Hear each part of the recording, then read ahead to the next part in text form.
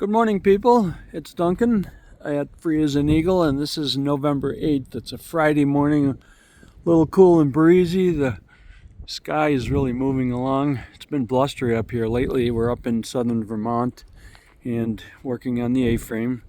You can see that now that the leaves are all down, it's starting to really show the potential views here. So it's kind of pretty, even though it's kind of dull in color.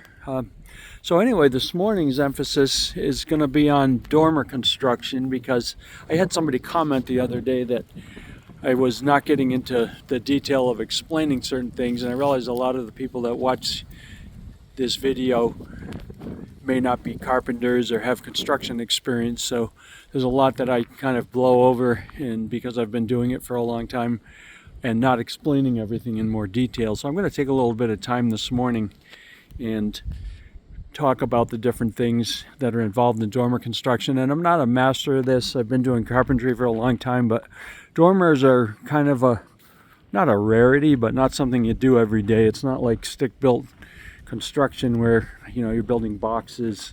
You get into dormers, you're either building them out of a new build or you're adding them to a build. And I actually found with the second dormer, it's a lot smaller than the first one we built, but one thing made it a lot easier. I had done this type of dormer before where it was built onto an existing structure. And as a result of that, you have basically intersecting planes. So when you have an existing roof plane that's already something to build onto, you can basically build the whole dormer on top of the existing roof and then cut out the hole, and you've got one of the planes that's already been established, so it's nice and flat. And now you can see when you look at a roof on the dormer, you're basically looking at one side of the roof intersecting the plane and the other side of the roof on the dormer doing the same, and then down below you've got walls coming up. So these dormers, they could be more complicated than they are, but this one was interesting because we decided to start it off the bottom. We wanted to have a dormer where it had a kitchen window, and then my brother Al had some good ideas.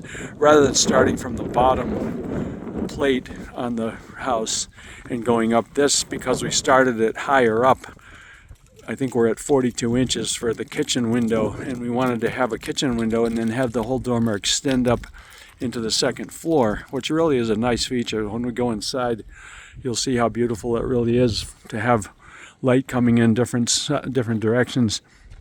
One thing with an A-frame, if you don't add any skylights or windows or dormers, you limit the amount of light. You're basically dealing with the end walls, and then unless you're all glass, you're not going to have you're going to limit your amount of light coming in. So like even this one, you can look through this dormer and you're actually seeing a triangle of light on the other side. That's the large dormer. So when you're up there, you can see out. That dormer is much bigger. This one does give a nice little view more or less to the northeast. And so that's that. So to get into some more of the detail while we're outside here.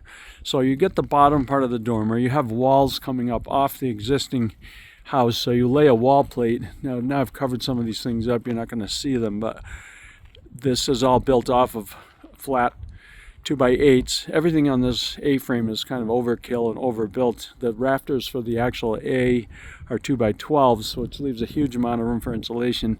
So we decided to frame the rest of the walls with 2x8s, and the 2x8s actually allow a lot of insulation. So this is going to be very efficient energy-wise, and that's a good thing.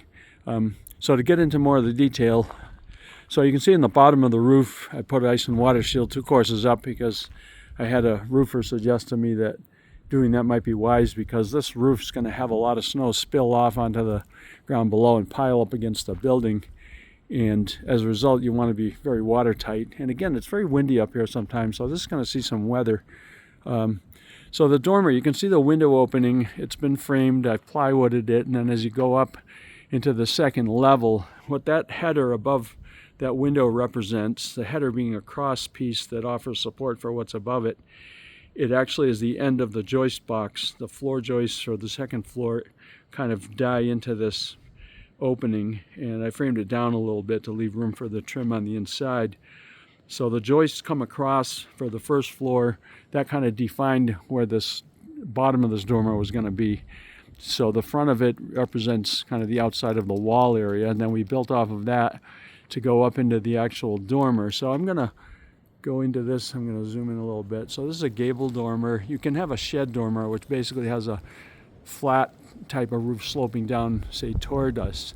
Rather than that, with the look of the A-frame, I wanted to maintain the same roof pitch on these dormers.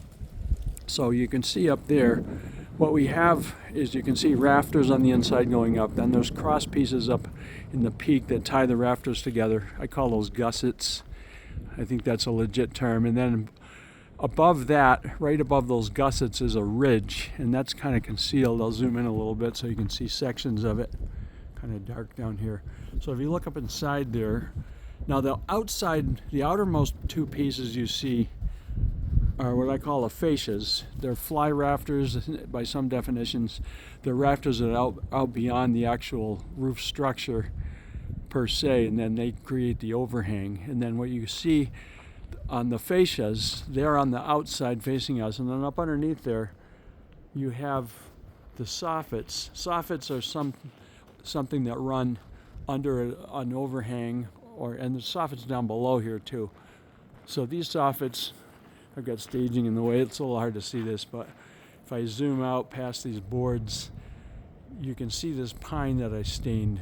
My brother was lucky to get a lot of it for half price because the lumberyards have a hard time getting rid of 6-foot lumber, and they had a lot of these 6-foot boards. They actually come in bundles with mixed sizes. So those are the pine boards there. The very bottom, this flat piece that's near the staging, is actually just solid 2x10 that I put up under there. I wanted to have a solid, rigid, I don't really buy into all this venting. Some people feel like you've got to do all this venting, but it's kind of been debunked a little bit. The ridge vents and all these things. I'm probably going to install some mechanically operatable gable vents that will allow the house to breathe a little bit and vent off hot air in the summer. So anyway, this is the outside look, and I think I've described most of the things involved in this. That staging was put up so I could get to the fascias. I'll zoom back out. And then what we're going to do this weekend, we're making a big push to get the roof going on this side. So now you can see I've kind of gone around this thing. I've run ice and water up these little valleys. Like the main roof valley has aluminum, then ice and water shield, and then this blue deck armor over that. So that's set up for the roof. And then these sort of little side areas, they're not really valleys, but where the side of the dormer meets the roof, I really wanted to watertight that as well. I'm definitely into overkill. I've seen so many leaks, so much damage. I'm a believer in overkilling things so that wind-driven rain won't have any chance of ever penetrating any of this. This deck armor product is breathable. It's actually a great product. It's pretty much rip-proof. It's very hard to rip this stuff or even cut it. So I think it's, I don't plan on probably getting to the entire exterior until spring. At this rate, we're going to be lucky to get the roof completely on. And then one reason I was getting less detailed in my videos, I realized, was the sense of urgency was driving me to spend more time trying to jam out the work. I'm not describing it in much detail. So yesterday I actually started framing the second floor. So I got the window openings and some basic framing in. My aim is to get this all plywooded over the next week or so. So we're gonna take a walk upstairs. Zoom this, I guess I'm zoomed back out. We're gonna take a walk upstairs and we'll look at the dormers from the inside. Now this, while we're passing through, this is the bottom of the big dormer, and this is a bedroom that it's in. And that adds a little bit of light into the bedroom that's going to be over on this side. I left the deck armor on the window openings for now just to keep wind out, and I'll let a little light in. Okay, we're going up the ladder. I'm getting excited. I'm really getting a lot of time the last few days to work here, and I'm going to have a lot of help on the weekend to get the second side of the roof going. So this is the big dormer. Step back, here's a better view. So this dormer was basically built not on top of an existing roof, but we left these rafters out in order to be able to build this in. This is actually a lot trickier because we weren't landing it on an existing roof, cutting the hole later. We had to try to calculate the valley rafters, which are these guys, sort of where you have the two planes meet. And admittedly, being that we haven't done many of these, we kind of had to wing this a little bit of trial and error, and there's going to be some shimming to bring that valley rafter completely down to where it needs to be to carry sheetrock. So this has been a bit of a learning experience, Now if you look out into this, you see the gusset plates. Now it's a double 2x12 ridge up there, the ridge being that central doubled up guy that actually the rafters tie into. So to make this strong enough, we tied the double ridge into the main ridge, and that kind of defined, based on where that lands in the main ridge, that with the roof pitch of a 64-degree angle, I think it's a 24-12 or something, it's quite extreme, and that's a ratio of rise to run on a roof pitch. You'll hear most roofs are maybe a 412 or a 612 or an 812. This is ridiculously steep, so it's kind of a, A-frames are in a class of their own. So we have these 2x12 rafters come down. These are actually 10s. Yeah, I think we dropped back to 10s. 12 was way overkill for this type of thing, for a dormer. So we have these rafters landing on the wall, and a thing that's a generally followed principle in carpentry and construction is to land your rafters on a plate, usually a double plate, which the plates are these guys that the rafters land on, and then below those are studs that support. So typically you have a bottom plate near the floor, and then you have the rafters going, or the studs going up and supporting the plates, and then you build off the plates with the rafters, and they're in a line. You can see the point there where it carries the load down, directly down onto a stud below the rafter. It makes it stronger. And then again on this one, you can see there's outer rafters, and then I took this wood that we'd gotten inexpensively and we stained it up, and so I installed that as a fascia, or rather a soffit under here, and there's blocking that forms these ladders, they call them, that's all tied into. So that's how that goes. Yesterday I did come in here, I cut these window openings out so that I could have some light come in here, and then, okay, I gotta zoom that back out. I can't really see what I'm talking about right there. Okay, so we have the window openings. I cut out the plywood. So the plan over the next week is to frame in this upper triangle. I'm gonna bring that in from the sides to make it a little smaller so it's a manageable size, and then we're gonna plywood that.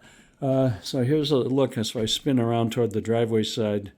This framing was what I did yesterday, so the windows are established, and I'm trying to create a nice architectural line between my little upper triangular window and the loft. There'll be these windows here, which are normal double hungs, and that down below will continue the line following the sides of the A to make that look pretty. Now I'm going to swing over to the small dormer that we were just discussing, and you can see now this was built onto an existing roof, and all I had to do once I'd built that and established where it was going to go is cut the hole out, and then there is additional framing. You can see up here now there's rafters. I designed this to go between rafters with just one removed, and they're 24 in center, so there's just shy of 4 feet between. And then what we do when we cut out a rafter, I actually sawed that rafter out from above, and you header it off. So a header is simply this guy that upper part lands into to carry the weight from above and to support that. And then there's some other framing I'm going to add in order to build that out right next to the triangle so that we can hang sheetrock. Eventually sheetrock's going to go in here, and then we'll have these planes meet where be nice clean lines and corners. So this is easier to construct in a way. So if I look down here, you can see the bottom. I haven't framed that